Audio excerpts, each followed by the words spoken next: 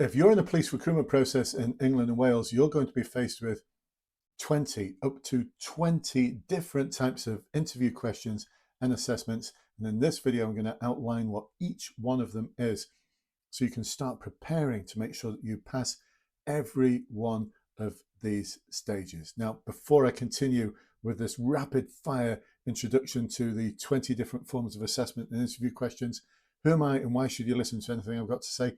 My name is Brendan from Bluelight, and over the past 31 years now, I've been supporting people just like you to succeed in promotion boards, specialist interviews, and for you, importantly, the police recruitment process. Over 16,000 people have been successful as a result of my support over the decades. We've got over 800 five-star Trustpilot reviews. We've got a great team of coaches that actually help guarantee a pass. How would you like a guarantee of a pass? Anyway, more about that another time. It's through our one-to-one coaching. It's through our small group practice webinars. It's through everything we do. Anyway, back into the topic of this video, which is all about the 20 different types of interview questions and assessments that you may get.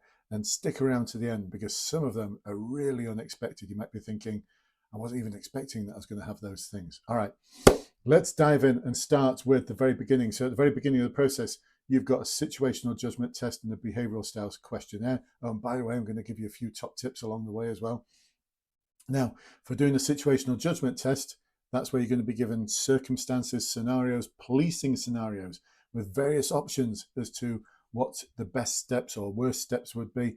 And you're going to have to make decisions about which one of those is best, worst, indifferent, whatever it is. They've got different categories.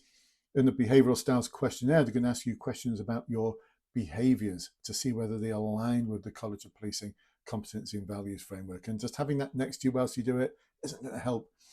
They're going to tell you that you need to just act naturally, just be yourself and answer the questions. Honestly, we take a different perspective, that you're going to answer the questions honestly, but as the best version of your future constable self, not as you are today, because as the person you are today, you might not answer the questions correctly. So you're still being honest, but about the best version of your future constable self. Does that make sense? All right, so that's 2 down. Next, we've got the online assessment center. This is made up of an interview. There's some of our practice questions. It's made up of a briefing exercise. It's not a briefing, it's more like an online paper feed. You're actually going to be talking for 36 minutes, and here's our briefing exercise. And you've also got a written exercise to do.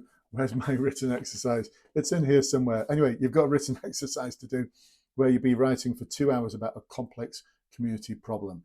So that's 5 out of the way. Next, we move into our final interview. This is where things get really, really interesting, because where the College of Policing mandate the National SIFT and mandate the Online Assessment Centre, so that no matter what force it is you're applying to in England and Wales, you will have to do those. When it comes to final interview, forces can set their own completely different style of interview and assessments. And oh my word, are they different from force to force?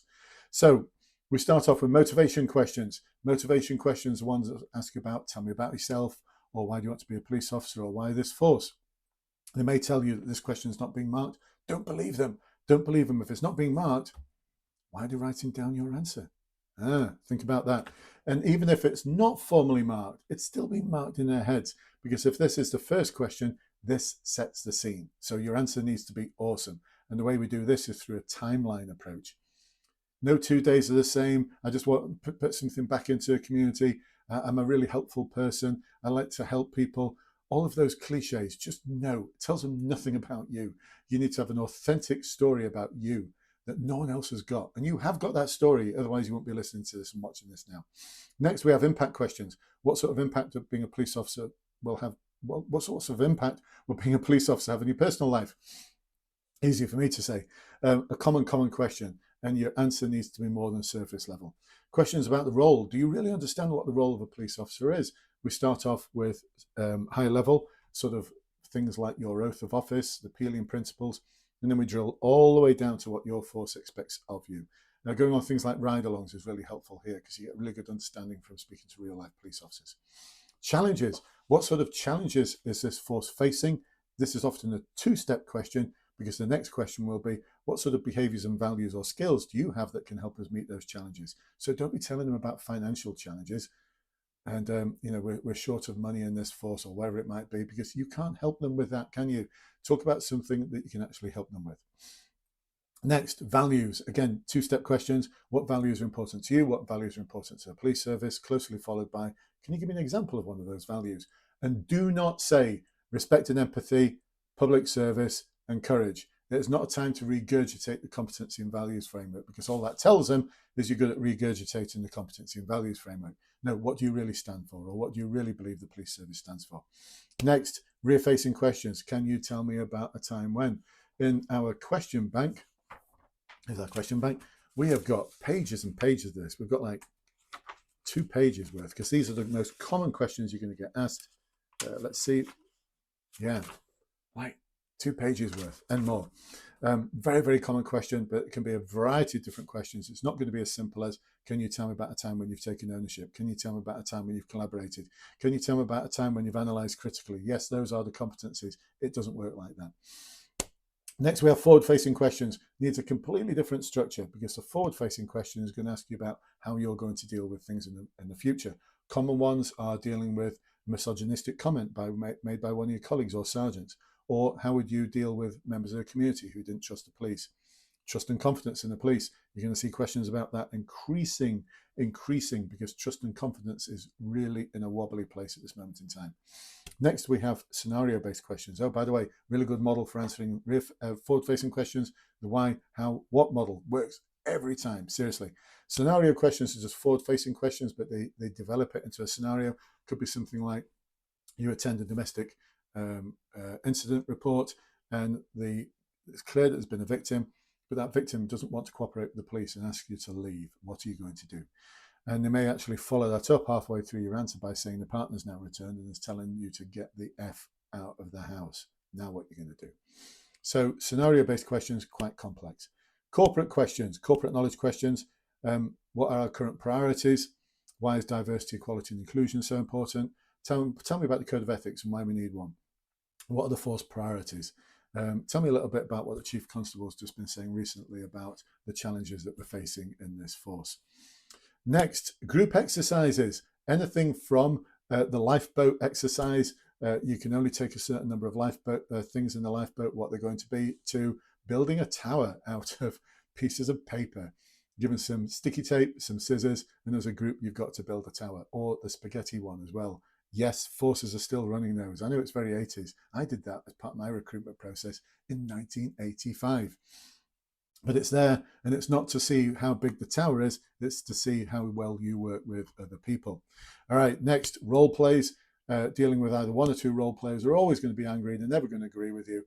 And the process we use for that is something called CUDSA. It's a non-conflict confrontation model from the 1990s. Again, easy for me to say, I'm trying to do this quickly for you. And the one that we use is CUDSA, like I said, confront, understand, define and summarize, seek solutions, assess and monitor, final result. Works brilliantly. Remember, they're not going to cooperate. They're not meant to. It's in their briefing. Next, we do have actual briefings. Given a crime situation to deal with, this is mostly for the detective process, crime scenario to deal with, and you've got to deliver a 10-minute briefing. And for this, we use IIMARCH, which stands for Information, Intention, Method, Administration, Risk Assessment, Communication, Health and Safety / Human Rights. Next, we're almost at the end now. Written exercises. These are generally prioritization exercises where you might have to write about an entry, especially for the detective process, and then you may have to present it as well. On top of that, you may have a presentation to do either for police constable or detective constable. Common ones are things like knife crime, trust from the communities, the reasons why diversity, equality and inclusion are so important. Or if it's British Transport Police, there's several different questions in the presentation. Just treat it all as several different questions. Don't get freaked out by the fact that it's a presentation. It's just a question that's being asked of you. You've got 10 minutes to deliver your answer. Again, the why, how, what model works really well. And lastly, case studies, where you might be given a crime scenario and you've got to write about how you're going to deal with it. There you go, folks. In less than 10 minutes, 20 different interview questions and assessments that you may find you're faced with in the police recruitment process in England and Wales. Hopefully helpful, and I'll see you at the next one.